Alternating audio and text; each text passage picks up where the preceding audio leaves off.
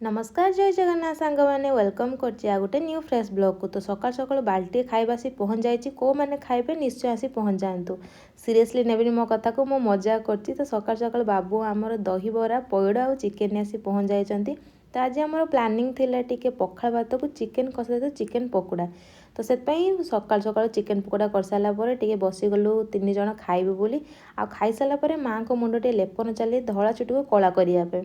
तो माँ कलर कर सारापर फाइनाली जो शीत दिन पखाल भात सहित खाइबार मजा अलग ही खरार बाल्कनी बसिकी से आम प्लानिंग सब रोचे बाल्कनी खाइबा।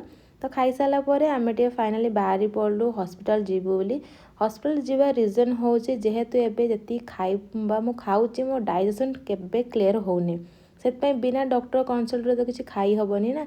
से आम हॉस्पिटल बाहर डॉक्टर देखी मेडिसिन आने मत लगुच मो जीवन जी मेडिसिन न खाई ना यही 7-8 मास भितर एत मेडिसिन खाइली मैंने कहीहबनी।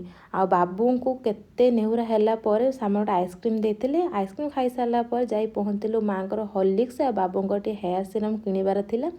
मार्केट रू आनी जिनस पतर सब खोलाखोली कली जेहेतु शीत दिन पड़ जाऊँगा से माँ को सक्स आ मोर सक्स आनी सारापर सन्ध्या भी हो जाता से जल्दी जल्दी रेडी ही पहुँची गली सन्ध्या देवी बोली। सन्ध्या दे सारापर सामान्य 3टा ही सिंगड़ा अणा जाता 3 जनक अधिका तो मिलना ना। तो आसला टाइम 2टा पिलो आनी जेहेतु पिलुटी आवश्यक रोचे शोवा प्रोब्लेम रोचे से पिलो एक्सट्रा अणा हो। तो रही जय जगन्नाथ। वीडियो केमती लगे कमेंट कर निश्चय जनइबे।